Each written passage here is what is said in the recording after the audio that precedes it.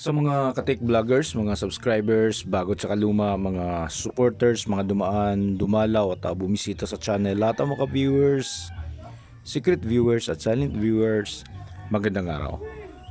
So, ito meron tayo ditong isang maliit na Bluetooth speaker na sa kaibigan natin. Nasira to, basag yung kanyang charging input. Ayan siya. So lagi na lang nasisira.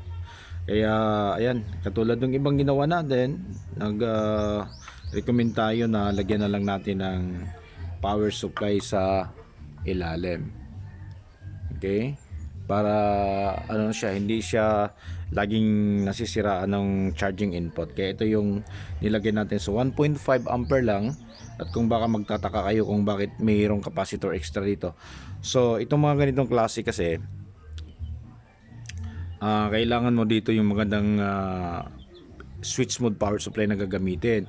Dahil kung hindi magandang switch mode power supply, pagsaksak mo nito kahit na naka full charge to at nakasaksak yung kanyang power, maingay yung tunog.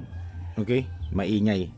Meron siyang mga statics, tapos may mga noise na ibang pumapasok galing dito sa kanyang power supply. So yun yung tatandaan natin kapag nagkakabit tayo ng mga ganito, no, sa mga Bluetooth speaker. Kaya ito, nag-add tayo ng isang filter para magiging smooth yung dial ng kanyang voltahe papunta dito sa circuit.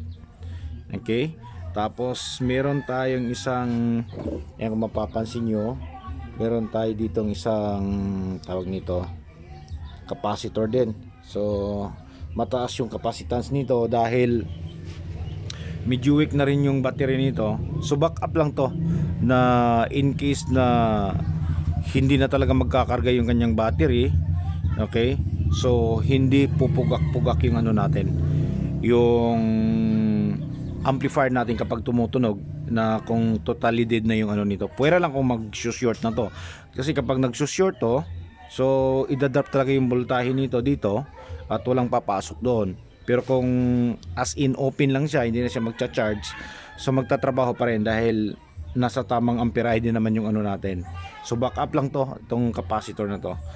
Okay? So ayan na siya, ayan yung kinabit natin. Tapos yung gustong gusto kong gamitin sa mga ganito, itong mga AC inlet, AC socket, yung mga lumang modelo, yung mga galing sa mga cassette, galing sa mga flat TV natin. Ayan, ito yung mga ginagamit dahil alam kong mas matibay ito, hindi ito basta-basta nababasag. Okay, ayan siya. So kita naman siguro So ito na yung phone na ginagamit natin, itong bago. So kita niyo naman yung quality ng picture. Hindi naman siya ganong mamahaling phone, pero dito sa brand na to, dito ako nagtitiwala noon pa na magaling talaga yung kanilang mga camera. Kahit na hindi ganong mamahalin yung bibilhin mong phone. Okay?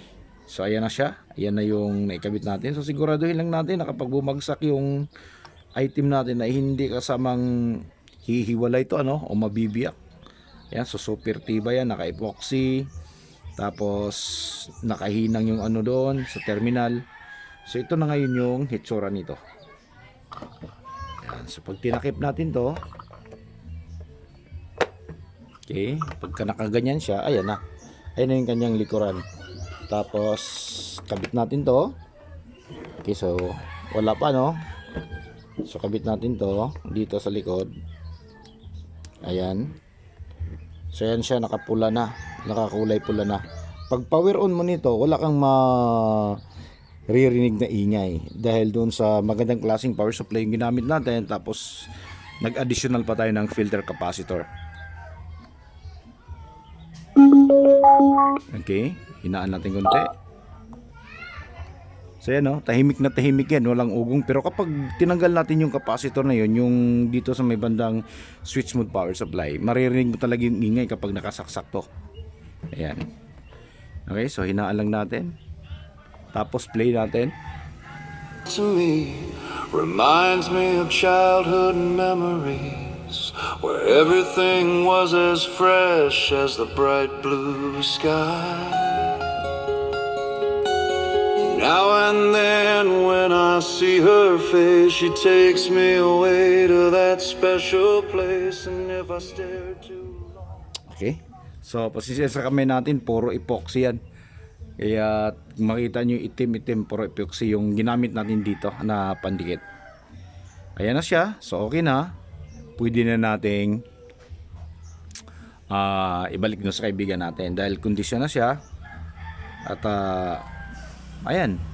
Hindi na tayo mapapahiya dahil sigurado naman tayo dito na matibay yung inano natin. Tapos wala kang wire na makikita dyan. Okay? Malinis na malinis. Tapos matibay yung pagkagawa. So hanggang dito na lang siguro tayo. So maraming salamat. God bless at bye bye.